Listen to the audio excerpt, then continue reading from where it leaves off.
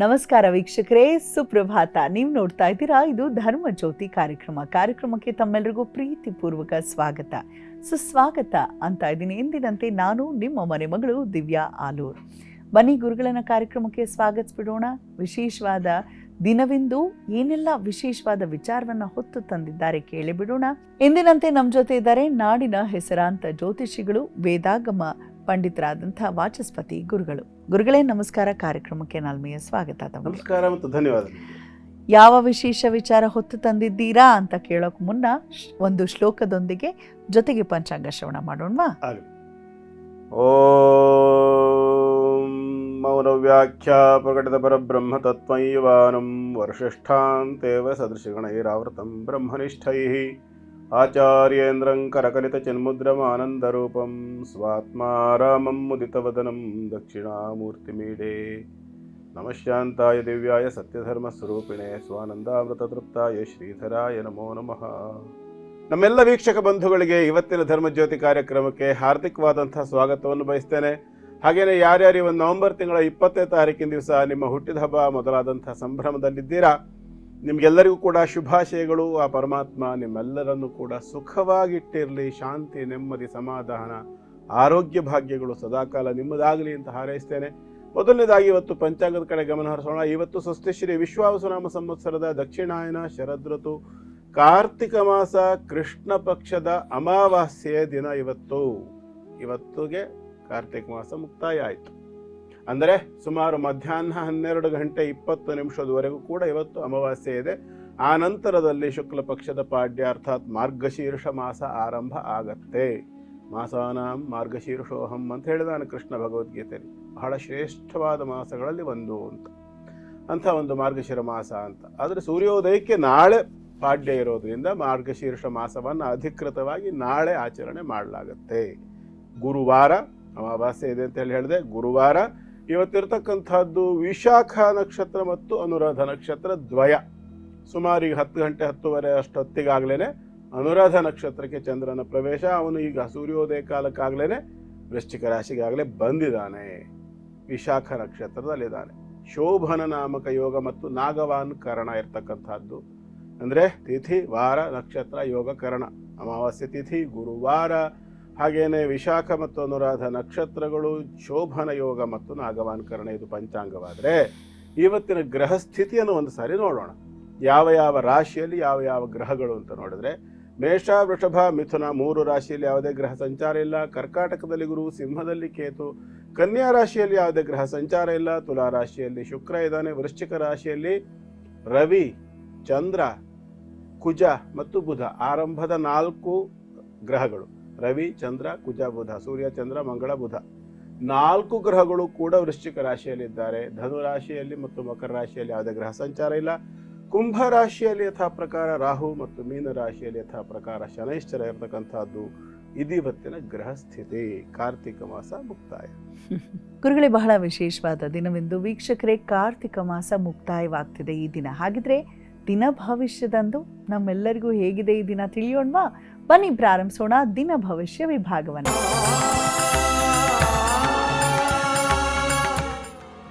ಮೊದಲ ರಾಶಿ ಮೇಷರಾಶಿ. ಗುರುಗಳೇ, ಮೇಷರಾಶಿಯವರಿಗೆ ಇವತ್ತಿನ ದಿನ ಆರಂಭಿಕ ಹಂತದ ಆಘಾತದ ಒಂದು ದಿನ. ಯಾಕೆಂದರೆ ಇವತ್ತು ಅಷ್ಟಮ ಭಾವದಲ್ಲಿ 4 ಗ್ರಹಗಳ ಒಂದು ಯುತಿ ಅಂತಕ್ಕಂಥದ್ದಿದೆ. ದುಡ್ಡು ಕಾಸಿನ ವಿಚಾರದಲ್ಲಿ ವಿಶೇಷವಾದ ಒಂದು ನಷ್ಟದ ಸೂಚನೆ ಅಂತಕ್ಕಂಥದ್ದು ಕಾಣುತ್ತೆ. ಪಂಚಮಾಧಿಪತಿ ಆಗಿರ್ತಕ್ಕಂಥ ಸೂರ್ಯ ಅಷ್ಟಮಕ್ಕೆ ಬಂದಿರೋದರಿಂದ ಮಕ್ಕಳ ವಿಷಯದಲ್ಲಿ ಕೂಡ ಟೆನ್ಷನ್ ಆಗಿ ಕಾಣಿಸುತ್ತೆ. ಮಕ್ಕಳ ಸಂಪಾದನೆ ವಿಷಯದಲ್ಲಿ ಕೂಡ ತೊಂದರೆಯಾಗುವಂಥ ಲಕ್ಷಣಗಳು ಕಾಣಿಸುತ್ತೆ. ವ್ಯಾಪಾರ ವ್ಯವಹಾರಗಳಲ್ಲಿ, ವಿವಾಹಾದಿ ಮಂಗಳ ಕಾರ್ಯ ಪ್ರಯತ್ನಗಳಲ್ಲಿ, ವಿದ್ಯಾಭ್ಯಾಸದಲ್ಲಿ, ಸರ್ವತ್ರ ಈ ಅಮಾವಾಸ್ಯೆ ಅಂತಕ್ಕಂಥದ್ದು ಅಷ್ಟು ಉತ್ತಮವಾಗಿ ಇಲ್ಲ. ಅದರಲ್ಲೂ ವಿಶೇಷವಾಗಿ ಹೊರ ಊರಿನಲ್ಲಿ ವೃತ್ತಿಯಲ್ಲಿ ಕೆಲಸದಲ್ಲಿರ್ತಕ್ಕಂತಹ ಸಂತತಿ ಮಕ್ಕಳನ್ನು ಹೊಂದಿರತಕ್ಕಂಥವರು ಇವತ್ತು ಸಾಧ್ಯವಾದಷ್ಟು ರಾತ್ರಿಯ ಸಮಯದಲ್ಲಿ ಮಕ್ಕಳಲ್ಲಿ ಓಡಾಟವನ್ನು ಕಡಿಮೆ ಮಾಡಲಿಕ್ಕೆ ಹೇಳಿ. ಅನಿವಾರ್ಯ ಪ್ರಸಂಗದಲ್ಲಿ ತೊಂದರೆ ಇಲ್ಲ, ಆದರೂ ದ್ವಿಚಕ್ರ ವಾಹನ, ಬೈಕು ಇತ್ಯಾದಿ ವಾಹನಗಳಲ್ಲಿ ದೂರ ಸಂಚಾರವನ್ನು ಸುತರಾಂ ಮಾಡಿಕೊಡುದು ಅನ್ನೋ ಮಾತನ್ನು ದಯವಿಟ್ಟು ತಿಳಿಸಿ. ಅವರ ಆರೋಗ್ಯ ಮತ್ತು ಆಯಸ್ಸು ಎಲ್ಲದರ ಕಡೆ ಕೂಡ ಹೆಚ್ಚು ಎಚ್ಚರಿಕೆಯನ್ನು ವಹಿಸಬೇಕಾಗಿ ಬರ್ತಕ್ಕಂಥ ಸ್ಥಿತಿ ಉಂಟು. ಹಾಗಾಗಿ ಬಹಳ ಬಹಳ ಎಚ್ಚರಿಕೆ ಬೇಕು.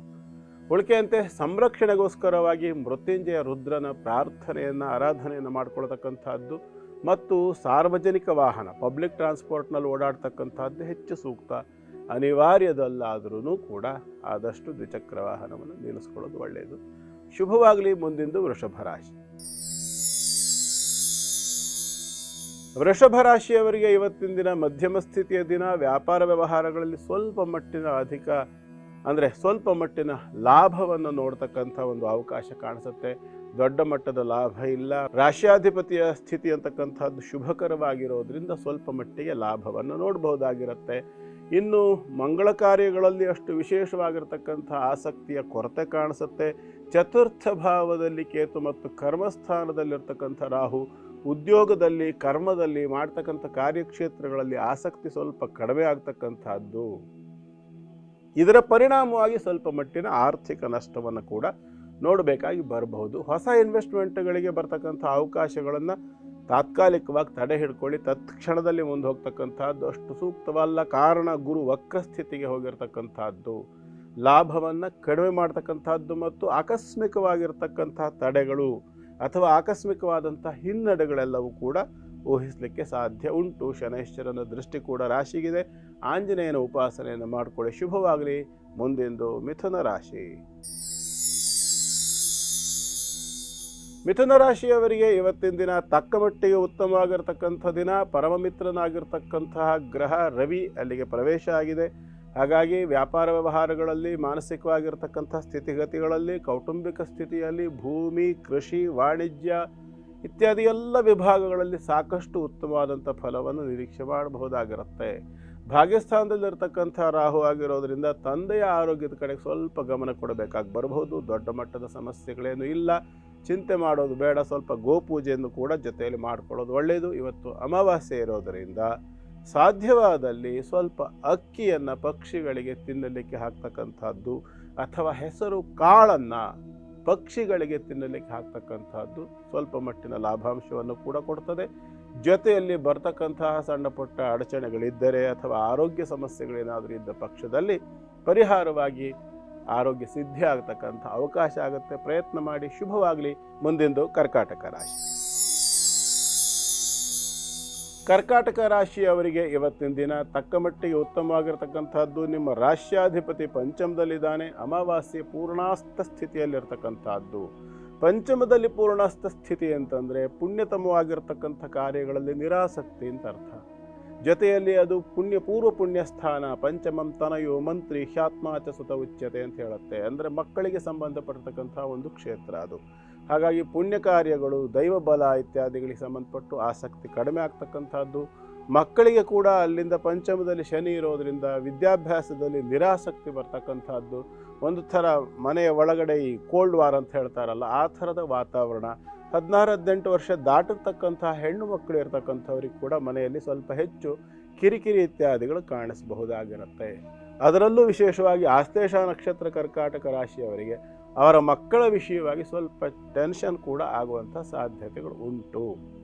ಮುಖ್ಯವಾಗಿ ದ್ವಿತೀಯ ಭಾವದಲ್ಲಿ ಕೇತು ಇರೋದರಿಂದ ಗಣಪತಿಯನ್ನು ಉಪಾಸನೆ ಮಾಡಿಕೊಂಡು ಸಾಧ್ಯವಾದಷ್ಟು ಸ್ವಲ್ಪ ಮಟ್ಟಿನ ಮೌನವನ್ನು ಆಚರಣೆ ಮಾಡಿದರೆ ಮತ್ತು ಎಷ್ಟೋ ಸಂದರ್ಭದಲ್ಲಿ ಏನಾಗುತ್ತೆ ಅಂತಂದರೆ ಮಕ್ಕಳನ್ನು ನಾವು ನಿಯಂತ್ರಣ ಮಾಡೋ ಸಂದರ್ಭ ಅವರನ್ನು ನಿಯಂತ್ರಿಸೋಕ್ಕೋಸ್ಕರವಾಗಿ ಅವರ ವಯಸ್ಸನ್ನು ಕೂಡ ನಾವು ಗಮನಿಸದಲೇ ದಂಡಿಸುವಂಥ ಪ್ರಯತ್ನ ಮಾಡ್ತೇವೆ.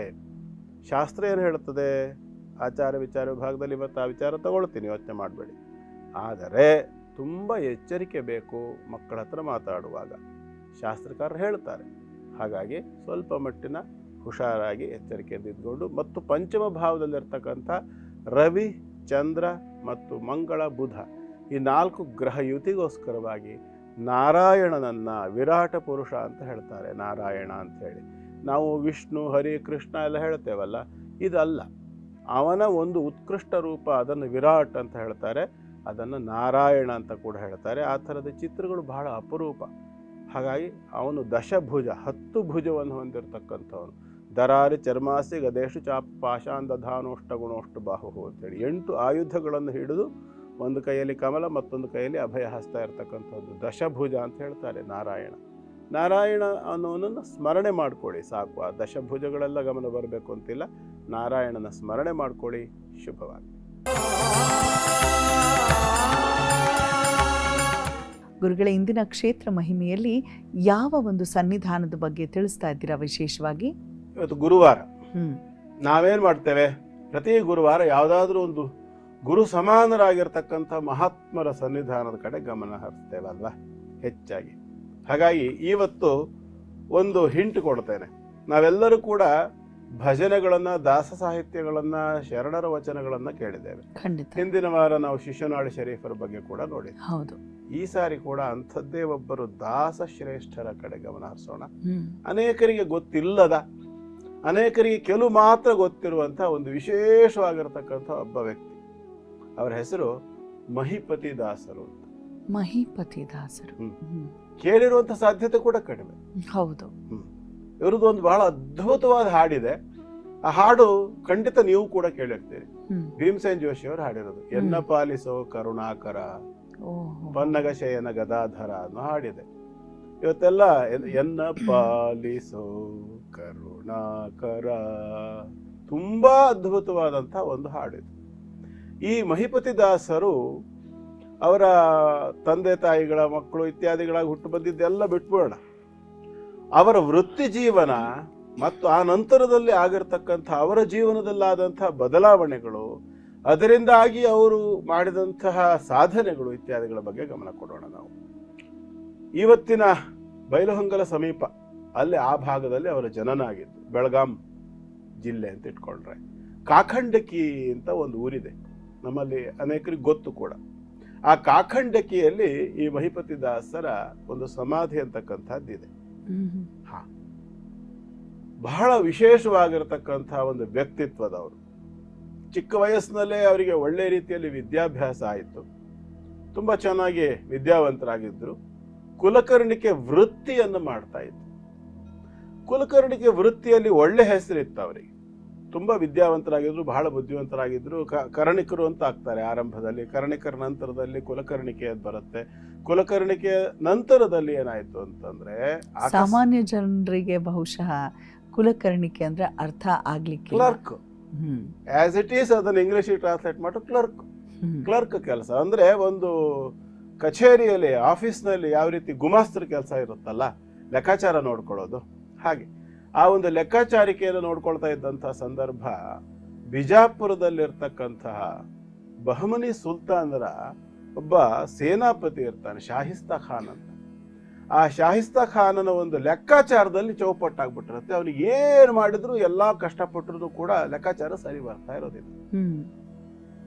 ಆಕಸ್ಮಿಕವಾಗಿ ಅಲ್ಲಿ ಅವನ ಹತ್ತಿರ ಇದ್ದಂತಹ ಒಬ್ಬರು ಕುಲಕರ್ಣಿ ಮಾಡ್ತಾ ಇದ್ದವರು ಇವರ ಸ್ನೇಹಿತರು, ಮಹಿಪತಿ ದಾಸರ ಸ್ನೇಹಿತರು. ಆಗ ಅವರೇನ್ ಮಾಡ್ತಾರೆ, ಇವ್ರ ಹತ್ರ ಲೆಕ್ಕಾಚಾರವನ್ನು ಕೊಟ್ಟಾಗ ಇವರು 5 ನಿಮಿಷದಲ್ಲಿ ಎಲ್ಲವನ್ನ ಸರಿಪಡಿಸಿ ಲೆಕ್ಕಾಚಾರ ಸರಿ ಮಾಡಿ ಇಟ್ಬಿಡ್ತಾರೆ. ಅದನ್ನ ನೋಡಿ ಅವನಿಗೆ ಶಾಹಿಸ್ತಾ ಖಾನಿಗೆ ತುಂಬಾ ಸಂತೋಷ ಆಗುತ್ತೆ. ಅವರನ್ನ ನೀವು ಇರಿ ನನ್ನ ಆಸ್ಥಾನದಲ್ಲಿ ಅಂತ ಇಟ್ಕೊಳ್ತಾನೆ. ಕ್ರಮೇಣ ಅದು ಬಿಜಾಪುರದ ಬಹುಮನಿ ಸುಲ್ತಾನ್ರಿಗೆ ಗೊತ್ತಾಗ. ಆ ಸುಲ್ತಾನ್ ಆದಿಲ್ ಶಹ ಅಂತ, ಅವನೇನ್ ಮಾಡ್ತಾನೆ, ಇವ್ರನ್ನ ಕರೆಸ್ತಾನೆ.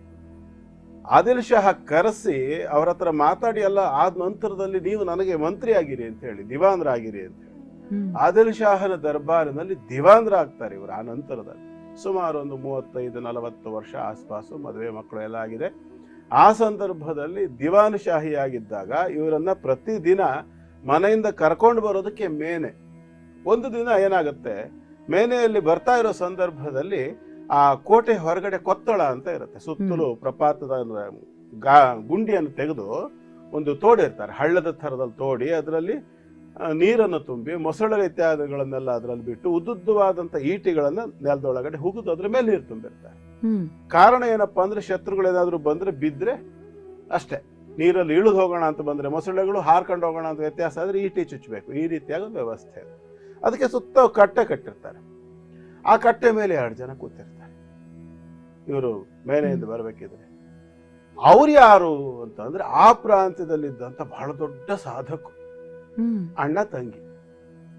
ವಿಚಿತ್ರ ಏನಂದ್ರೆ ಅವ್ರು ಯಾವತ್ತೂ ಮೈ ಮೇಲೆ ಬಟ್ಟೆ ಹಾಕಿದವ್ರು ಅಲ್ಲ, ಸದಾಕಾಲ ಅವಧೂತ ಸ್ಥಿತಿಯಲ್ಲಿ ಇದ್ದವರು. ದೊಡ್ಡ ಅಣ್ಣ ತಂಗಿ, ಹೌದು, ಮಹಾತ್ಮರು, ದೊಡ್ಡ ಮಹಾತ್ಮರು. ಶಾನುಂಗ ಮತ್ತು ಶಾನುಂಗಿ ಅಂತ ಅವ್ರಿಗೆ. ಮೂಲತಃ ಅವರು ಮುಸಲ್ಮಾನರು. ಹ್ಮ್ ಆದರೆ ಇಲ್ಲಿ ಸಾಧನೆ ಮಾಡಿದ ನಂತರದಲ್ಲಿ ಆಧ್ಯಾತ್ಮ ಸ್ಥಿತಿಯಲ್ಲಿ ಆ ಮಟ್ಟಕ್ಕೆ ಹೋದವರಿಗೆ ಬಾಲೋನ್ಮತ್ತ ಪಿಶಾಚವತ್ ಅಂತ ಹೇಳ್ತಾರೆ. ಹ್ಮ್ ಹುಡುಗಾಟಿಕೆ ಮಾಡೋದು, ಉನ್ಮತ್ತರು ಹುಚ್ಚರಾಗ ಆಡೋದು, ಪಿಶಾಚಿಗಳ ತರ ಆಡೋದು, ಈ ರೀತಿಯಲ್ಲಿ ಇರ್ತಾರೆ ಸಾಧಕರು ಅಂತ. ಆ ಮಟ್ಟದ ಸಾಧನೆ ಆದವರು ಕಟ್ಟೆ ಮೇಲೆ ಕೂತಿರ್ತಾರೆ. ಊರವ್ರು ಯಾರೂ ಅವ್ರ ಸುದ್ದಿಗೆ ಹೋಗ್ತಿರೋದಿಲ್ಲ. ಯಾಕೆ ಅವ್ರ ಸುದ್ದಿಗೆ ಹೋಗೋದಿಲ್ಲ ಅಂತಂದ್ರೆ ಅವ್ರು ಹಾಗಿರ್ತಾರೆ ನೋಡೋದಕ್ಕೆ. ಎಲ್ಲರಿಗೂ ಭಯ. ಏಯ್ ನಿನ್ ಕಣ್ಣೇ ಹೋಗ್ತಾವ ನೋಡು, ಹೋಯ್ತು ಅವನ ಕಣ್ಣು ಅಂತಲೇ ಲೆಕ್ಕ. ಅವ್ರು ಏನ್ ಹೇಳಿದ್ರು ಅದು ಆಗ್ತಿರತ್ತೆ. ಅದು ಮಹಿಪತಿ ದಾಸರಿಗೆ ಗೊತ್ತಿರತ್ತೆ. ಅಲ್ಲಿ ಇಳಿತಾರೆ, ಮೇನೆಯಿಂದ ಇಳುತ್ತಾರೆ. ಇಳಿದ್ಬಿಟ್ಟು ಹೋಗಿ ಅವ್ರ ಕಾಲಿಗೆ ಬಿದ್ದು ನಮಸ್ಕಾರ ಮಾಡ್ತಾರೆ. ನಮಸ್ಕಾರ ಮಾಡಿದ್ರೆ ಏಯ್ ಏನೋ ನಿನ್ ಕೈಯಲ್ಲಿ ಏನೋ ಇಟ್ಕೊಂಡಿದ್ಯಾ ಅಂತಾರೆ ಅವ್ರು. ಏನಿಲ್ಲ ಸ್ವಾಮಿ. ಏಯ್ ಉಂಗ್ರ ಕೊಡಿಲಿ ಅದನ್ನ ಅಂತಾರೆ. ಅದು ಆದರ್ಶ ಹಾಕೊಟ್ಟಿರ್ತಾನೆ, ದರ್ಬಾರಿನ ಉಂಗ್ರ. ಆ ಉಂಗ್ರ ನಿಂಗೆ ತೋರಿಸಿದ್ರೆ ಅವ್ರು ಎಲ್ಲಿ ಬೇಕಾದ್ರೂ ಓಡಾಡ್ಬೋದು ಅರಮನೆಯಲ್ಲಿ. ಅಂತ ಉಂಗ್ರ, ರಾಜಮುದ್ರೆ ಉಂಗ್ರ ತೆಗೆದು ಕೊಡ್ತಾರೆ. ತಗೊಳ್ಳಿ ಅಂತ ಹೇಳಿ ತಗೊಂಡು ಹಿಂಗೆ ನೋಡ್ತಾರೆ. ಹಿಂಗೆ ಆ ಕೊತ್ತೊಳದೊಳಗೆ ಬಿಸಾಕ್ಬಿಡ್ತಾರೆ, ಹಳ್ಳದೊಳಗೆ. ಕಂಗಾಲಾಗ್ಬಿಡ್ತಾರೆ ಮಹಿಪತಿ ದಾಸರು. ಅದು ರಾಜಮುದ್ರೆ ಉಂಗುರ, ಅದನ್ನ ತೆಗೆದು ಬಿಸಾಡಿದ್ರು ಅಂತಂದ್ರೆ ಕೊಟ್ಟವ್ರು, ನೀವು ತೆಕ್ಕೊಟ್ಟವ್ರೆ ಅಂತವ್ರು, ಬಿಸಾಕ್ದವ್ರೆ ಅಂತವ್ರು. ಆದಿಲ್ ಶಾ ಬೈತಾನೆ. ಹೋಗ್ಲಿ ಅವನು ಬೈತಾನೆ ಅಂತ ಹೇಳ್ಕೊಂಡು ಇವ್ರ ಹತ್ರ ಮಾತಾಡೋದಕ್ಕೆ ಧೈರ್ಯ ಇಲ್ಲ. ಇವರು ಶಾಪ ಗೀಪ ಕೊಟ್ಬಿಟ್ಟು ಏನ್ ಮಾಡೋದು? ಸುಮ್ಮನೆ ಕೈ ಮುಕ್ಕೊಂಡು ಸುಮ್ಮನೆ ನಿಂತಿರ್ತಾರೆ. ಏ ಹುಚ್ಚ, ಈ ರಾಜನ ಸೇವೆ ಮಾಡೋದು ಯಾಕ? ಪರಮಾತ್ಮನ ಸೇವೆ ಮಾಡು, ಜೀವನದಲ್ಲಿ ಉದ್ಧಾರ ಆಗ್ತೀಯಾ ಅಂತ ಹೇಳಿ. ಹಾಗೆ ಏನ್ ಮಾಡ್ಬೇಕು? ಏನ್ ಬೇಕಾದ್ರು ಮಾಡು ಅಂದ್ಬಿಡ್ತಾರೆ. ಏನ್ ಬೇಕಾದ್ರು ಮಾಡು, ಇದೇ ನೋಡು ಮುದ್ರೆ ಉಂಗ್ರ, ಯಾವ ತಗೋತೀಯ ತಗೊಂಡೋಗು. ಯಾವ್ದು ತಗೊಳ್ಳೋದು ಅಂತೂ ಅವಳೇ ತೆಗೆದು ಕೊಡ್ತಾಳೆ ಶಾನುಗ. ತಗೋ ಇದೇ ನಿಂದು ಅಂಥೇಳಿ ಅದನ್ನು ತಗೊಂಡು ಬೆರಳಿಗೆ ಹಾಕೊಂಡು ಪುನಃ ಆದಿಲ್ ಶಾಹನ ಹತ್ರ ಹೋಗಿ ಅಲ್ಲಿ ರಾಜೀನಾಮೆ ಕೊಡ್ತಾರೆ. ಆಗಿಂದಾಗ ಮುಖ್ಯಮಂತ್ರಿಯ ಸ್ಥಾನದಲ್ಲಿದ್ದಂಥವರು ಒಬ್ಬ ಸಾಧಕರ ಮಾತಿಗೆ ಬೆಲೆ ಕೊಟ್ಟು ತನ್ನ ಮುಖ್ಯಮಂತ್ರಿ ಸ್ಥಾನವನ್ನು ತ್ಯಾಗ ಮಾಡಿ ರಾಜೀನಾಮೆ ಪತ್ರ ಕೊಟ್ಟು ಅಲ್ಲಿಂದ ಹೊರಗಡೆ ಬಂದು ಮಾಧವಾಚಾರ್ಯ ಅನ್ನೋ ಒಬ್ಬ ಮಹಾನ್ ಸಂತರೊಬ್ಬರ ಶಿಷ್ಯತ್ವವನ್ನು ಸ್ವೀಕಾರ ಮಾಡಿ ದೊಡ್ಡ ಮಟ್ಟದಲ್ಲಿ 12 ವರ್ಷಗಳ ಕಾಲ ಸಾಧನೆ ಮಾಡ್ತಾರೆ. ನಿರಂತರ ಸಾಧನೆ ಮಾಡಿ ಬಹಳ ವಿಶೇಷವಾಗಿ ಮಹಿಪತಿ ದಾಸರಾಗ್ತಾರೆ. ಮಹಿಪತಿ ಕರ್ಣಿಕರು, ಮಹಿಪತಿ ಕುಲಕರ್ಣಿಗಳಾಗಿದ್ದಂಥವರು ಆನಂತರ ಮಹಿಪತಿ ದಾಸರಾಗಿ ಸರ್ವಸ್ವವನ್ನು ಪರಮಾತ್ಮನಿಗೆ ಅರ್ಪಣೆ ಮಾಡಿ ಮಹಾದೊಡ್ಡ ಸಾಧಕರಾಗಿ ಅನೇಕ ಕೀರ್ತನೆಗಳನ್ನೆಲ್ಲ ಬರೆದು ಅನೇಕ ಶಿಷ್ಯರನ್ನೆಲ್ಲ ಇಟ್ಕೊಂಡು ಆ ನಂತರದಲ್ಲಿ ಅವರು ದೇಹತ್ಯಾಗವನ್ನು ಮಾಡ್ತಾರೆ. ಅವರ ಸಮಾಧಿ ಇವತ್ತು ಕಾಖಂಡಕ್ಕಿ ಎನ್ನುವಂಥ ಊರಿನಲ್ಲಿ ಇರ್ತಕ್ಕಂಥ ಇವತ್ತಿನ ಕ್ಷೇತ್ರ ಯಾವುದು ಅಂತಂದರೆ ಮಹಿಪತಿದಾಸರ ಸಮಾಧಿ ಕಾಖಂಡಕ್ಕಿ. ನಿಜಕ್ಕೂ ಎಷ್ಟು ಹೆಮ್ಮೆಯ ಭಾವ ಮೂಡುತ್ತೆ ನೋಡಿ. ನಮ್ಮ ಕರ್ನಾಟಕದಲ್ಲಿ ಎಂತಹ ವಿಭೂತಿ ಪುರುಷರು ಹುಟ್ಟಿದ್ದಾರೆ ಅನ್ನೋದೇ ಖುಷಿಯ ಸಂಗತಿ. ಗುರುಗಳೇ, ಇವತ್ತು ಗುರುವಾರ ಆಗಿರೋದ್ರಿಂದ ಗುರುಮುಖೇನ ಕೆಲವೊಂದಷ್ಟು ವಿಚಾರಗಳನ್ನ ತಿಳಿಯ ಬಯಸ್ತೇನೆ. ಈಗ ನೋಡಿ, ನೀವು ಮಹಿಪತಿ ದಾಸರ ಬಗ್ಗೆ ಹೇಳ್ತಿದ್ರಿ ಈಗಷ್ಟೇ. ಅವರೊಬ್ರು ಗುರುಗಳಿಂದ ಗುರು ದೀಕ್ಷೆಯನ್ನ ಪಡೆದು ಮಂತ್ರ ದೀಕ್ಷೆಯನ್ನ ಪಡೆದು ಸಾಧಕರಾದರು ಅಂತ. ಹಿಂದಿನವರು ಬಹಳಷ್ಟು ಏಕಾಗ್ರತೆ ಇಂದ ಕುಳಿತು ತಪಸ್ ಮಾಡಲಿಕ್ಕೆ, ಜಪ ಮಾಡಲಿಕ್ಕೆ ಅಥವಾ ಸಾಧನೆ ಮಾಡೋದಕ್ಕೆ ಅಷ್ಟು ತೊಂದರೆ ಆಗ್ತಿರ್ಲಿಲ್ಲ. ಈಗ ಮೊಬೈಲ್ ಬಂದ ನಂತರ ಕಾನ್ಸಂಟ್ರೇಟ್ ಮಾಡೋದು ಬಹಳ ಕಷ್ಟ. ಈ ಮನರಂಜನೆ ಹೆಚ್ಚು ಒತ್ತು ಕೊಡುವಂಥ ಈ ಕಾಲದಲ್ಲೂ ಕೂಡ ಸಾಧಕರಾಗಬೇಕು ಅನ್ನೋರು ಯಾವ ಸಮಯದಲ್ಲಿ ಕುಳಿತು ಸಾಧನೆಯ ಮೊದಲ ಮೆಟ್ಟಿಲನ್ನ ಹೇಗೆ ಹತ್ತು? ಬಹಳ ಅದ್ಭುತವಾದ ಪ್ರಶ್ನೆ ಇದು. ಇದಕ್ಕೆ ಸಂಬಂಧಪಟ್ಟು ಬಹಳ ಅದ್ಭುತವಾದ ಪ್ರಶ್ನೆ ಕೇಳಿದ್ದೀರಾ. ಇದಕ್ಕೆ ಸಂಬಂಧಪಟ್ಟು ಒಂದು ಮಾತು ಹೇಳ್ತೀನಿ. ವೈರಿಗಳು ಎಷ್ಟು ಅಂತ ಕೇಳಿದ್ರೆ ಕಾಮ, ಕ್ರೋಧ, ಲೋಭ, ಮೋಹ, ಮದ, ಮಾತ್ಸರ್ಯ, ಅರಿಷಡ್ವರ್ಗ ಅಂತ ಹೇಳ್ತಿದ್ವಿ ಅಲ್ವಾ. ಈಗ ಒಂದು 10-12 ಆಗ್ಬಿಟ್ಟಿದ್ದಾವೆ. ಕಾಮ, ಕ್ರೋಧ, ಲೋಭ, ಮೋಹ, ಮದ, ಮಾತ್ಸರ್ಯ, ವಾಟ್ಸಪ್ಪು, ಫೇಸ್ಬುಕ್ಕು, ಇನ್ಸ್ಟಾಗ್ರಾಮು, ಮೊಬೈಲ್ 10 ವೈರಿಗಳಾಗಿದ್ದಾರೆ ಇವತ್ತು. ಹಾಗಾಗಿ ಇದೆಲ್ಲದೂ ಯಾಕೆ ಅಂತಂದ್ರೆ ಲಿಮಿಟ್ ಮೀರಿದ್ರೆ ಎಲ್ಲದೂ ವೈರಿಗಳು. ಕಾಮ ಖಂಡಿತ ವೈರಿ ಅಲ್ಲ. ಪ್ರತಿಯೊಬ್ಬ ಮನುಷ್ಯನ ಜೀವನದಲ್ಲಿ ಅಪೇಕ್ಷೆ ಅಂತಕ್ಕಂಥದ್ದು ಇದ್ದೇ ಇರುತ್ತೆ. ಕ್ರೋಧ ಯಾವ ಸಂದರ್ಭದಲ್ಲಿ ಎಷ್ಟು ಬರಬೇಕು ಅಷ್ಟು ಬರಲೇಬೇಕು. ಅದು ಬರಲಿಲ್ಲ ಅಂತ ಮನುಷ್ಯ ಉದ್ಧಾರ ಆಗೋದಿಲ್ಲ. ಲೋಭ, ನಾನು ಬದುಕಬೇಕು ಅನ್ನೋ ಅಪೇಕ್ಷೆ ಪ್ರತಿಯೊಬ್ಬ ಮನುಷ್ಯನಿಗೆ ಇರಲೇಬೇಕು, ಅದು ಲೋಭ. ಮೋಹ, ತನ್ನ ಹೆಂಡತಿ ಮಕ್ಕಳನ್ನಾದರೂ ತಾನು ಚೆನ್ನಾಗಿ ನೋಡ್ಕೊಳ್ಬೇಕು ಅನ್ನೋ ಮೋಹ ಇರೋದು ಬೇಡವಾ. ಮದ, ಸ್ವಲ್ಪ ಸ್ವಾಭಿಮಾನ ಅಂತಕ್ಕಂಥದ್ದು ಇರಲೇಬೇಕು. ಸ್ವಾಭಿಮಾನ ಮದದ ಒಂದು ಅಂಶವೇ. ಅದು ಮಿತಿ ಮೀರಿ ದುರಭಿಮಾನವಾದಾಗ ಅದು ಮದವಾಗತ್ತೆ. ಒಂದು ಹಂತದವರೆಗೆ ಮದ ಬೇಕು. ಮಾತ್ಸರ್ಯ, ನಾನು ಉದ್ಧಾರ ಆಗಬೇಕು ಅನ್ನುವಂಥದ್ದು ಇರಲೇಬೇಕು. ಇನ್ನೊಬ್ಬನ ಹಾಳು ಮಾಡಬೇಕು ಅಂದರೆ ಅದು ಅಸೂಯೆ ಆಗುತ್ತೆ. ಹಾಗಾಗಿ ಮಾತ್ಸರ್ಯ ಸ್ವಲ್ಪ ಮಟ್ಟಿಗೆ ಎಲ್ಲ ಪರ್ಸೆಂಟೇಜ್ ವೈಸು 15-20% ಇದ್ರೆ ಎಲ್ಲದೂ ಒಳ್ಳೆಯದೇ. ಆದರೆ ಅದನ್ನು ಮಿತಿ ಮೀರಿದಾಗ, ಅತಿರೇಕವಾದಾಗ, ರಜೋಗುಣ ಅಂತಕ್ಕಂಥದ್ದು ದಾಟಿದಾಗ ತೊಂದರೆ ಅದು ಇರಲಿ. ವಿಷಯ ಏನು ಅಂತಂದರೆ, ಸಾಧಕರಾಗ್ತಕ್ಕಂಥವ್ರು ಮೊದಲನೇ ಹೆಜ್ಜೆಯನ್ನು ಹತ್ತೋದಕ್ಕೆ ಏನು ಮಾಡಬೇಕು ಅಲ್ವಾ, ಯಾವ ಸಮಯದಲ್ಲಿ ಕೂರಬೇಕು. ಬಹಳ ಮುಖ್ಯವಾಗಿ ಸಮಯ ಅಂತಕ್ಕಂಥದ್ದು, ಪ್ರಶಾಂತತೆ ಅಂತಕ್ಕಂಥದ್ದು ಬಹಳ ಮುಖ್ಯ ಆಗುತ್ತೆ. ವಾತಾವರಣ ಎಷ್ಟು ಪ್ರಶಾಂತವಾಗಿರ್ತದೆಯೋ ಅಷ್ಟು ನಮ್ಮ ಮನಸ್ಸು ಕೂಡ ಪ್ರಶಾಂತವಾಗ್ತದೆ. ಇಲ್ಲಿ ಒಂದು ವಿಚಾರ ಮರಿಬಾರ್ದು, ದೇಹ ಮತ್ತು ಮನಸ್ಸು ಎರಡು ಬೇರೆ ಬೇರೆ ಅಲ್ಲ. ಅದು ಬೇರೆ ಬೇರೆ ಆಯಾಮ ಅಂತ ನಮಗೆ ಅನಿಸ್ತದೆ, ಆದರೆ ಅದು ಒಂದೇ ಅನ್ನೋದು ಗೊತ್ತಾಗಬೇಕಿದ್ರೆ ಸಾಧಕರಿಗೆ ಮಾತ್ರ ಗೊತ್ತಾಗುತ್ತೆ. ಈ ಉದಾಹರಣೆಗೆ, ಒಂದು ಕಡೆಗೆ ನಾವು ಕೂರಬೇಕಿದ್ರೆ ಒಂದು ಕ್ರಮ. ಈ ಉದಾಹರಣೆ, ನಾನು ಧ್ಯಾನ ಧಾರಣೆ ಮಾಡಬೇಕಾಗಿದೆ, ಮೆಡಿಟೇಷನ್ಗೆ ಕೂರಬೇಕಾಗಿದೆ. ನಾನು ಹಿಂದೆಲ್ಲ ಹೇಳಿದ್ದೆ ಅಷ್ಟಾಂಗ ಸಿದ್ಧಿ ಅಂತ, ಯಮ ನಿಯಮ ಆಸನ ಪ್ರಾಣಾಯಾಮ ಪ್ರತ್ಯಾಹಾರ ಇತ್ಯಾದಿಗಳು ಒಟ್ಟು 8 ರೀತಿಯಲ್ಲಿ ಸಿದ್ಧಿಯ ಹಂತಗಳು. ಹಾಗಾಗಿ ನಾವು ಕೂರಬೇಕು ಎಷ್ಟೊತ್ತಿಗೆ ಅಂತಂದರೆ, ಎಷ್ಟೊತ್ತಿಗೂ ಕೂತ್ಕೊಳ್ಳಿ, ಆದರೆ ಕೂರೋದ್ರ ಮೊದಲು ಅಭ್ಯಾಸ ಮಾಡಬೇಕು. ಅಭ್ಯಾಸ ಅನುಸಾರಿಣಿ, ಯಾವ ಕಾರಣಕ್ಕೂ ಅಭ್ಯಾಸ ಇಲ್ಲದೆ ಕೂರೋಕ್ಕೆ ಸಾಧ್ಯ ಇಲ್ಲ. 24 ನಿಮಿಷ ಕೂರೋದನ್ನು ಪ್ರಾಕ್ಟೀಸ್ ಮಾಡಬೇಕು. ಎಡಗೈ ಹೀಗಿರಬೇಕು, ಎಡಗೈ ಮೇಲೆ ಬಲಗೈನ ಹೀಗೆ ಇಟ್ಕೋಬೇಕು, 2 ಥಂಬ್ ಹೆಬ್ಬೆಟ್ಟುಗಳು ಹೀಗೆ ತಾಗಬೇಕು, ಒಂದಕ್ಕೊಂದು ತಾಗಿ ಚಕ್ರ ಮಕ್ಕಳು ಹಾಕೊಂಡು ಕೂತ್ಕೊಂಡ್ರೂ ಬರ್ತದೆ.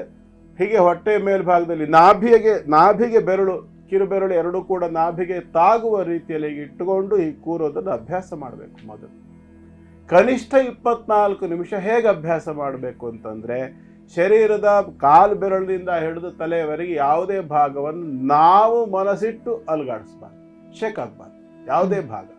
ಆಗುತ್ತಲ್ಲ ಗುರುಜಿ, ಅಲ್ಲಿ ಕಣ್ಣು ಹೊಡ್ಕೊಳ್ಳುತ್ತೆ, ಕಿವಿ ಹೊಡ್ಕೊಳ್ಳುತ್ತೆ, ಕೈ ಬೆರಳು ಕೇಳುತ್ತೆ ಅಂತ ನಿಂತಾನೆ ಶೇಕ್ ಆಗುತ್ತಲ್ಲ, ಆಗುತ್ತೆ, ಅದಾಗುತ್ತೆ. ಶರೀರದಲ್ಲಿ ಸಹಜವಾಗಿ ಇರ್ತಕ್ಕಂಥ ಪ್ರಕ್ರಿಯೆ, ನಾವು ಅಲುಗಾಡಿಸ್ಬಾರ್ದು. ಮೊಟ್ಟ ಮೊದಲನೇ ಹಂತ ಇಲ್ಲಿ ಕೆರೆತ ಶುರುವಾಗುತ್ತೆ. ಕೂತು 8-10 ನಿಮಿಷಕ್ಕೆ ಇಲ್ಲಿ ಕೆರೆತ ಶುರುವಾಗುತ್ತೆ. ಇಲ್ಲೆಲ್ಲ ಕೆರೆತ, ಹಿಂಗೆ ಅನ್ಕೊಳ್ಳೋದು, ಕೋತಿ ಚೇಷ್ಟೆಗಳನ್ನ ಮಾಡೋದು, ಇವೆಲ್ಲವನ್ನು ಬಿಡಬೇಕು. ಹಾಗೆ ಮನಸ್ಸು ಎಲ್ಲೆಲ್ಲ ಹೋಗುತ್ತಲ್ಲ, ಮನಸ್ಸು ಹೋಗುತ್ತೆ, ಮನಸ್ಸಿನ ಸ್ವಭಾವನೇ ಅದು.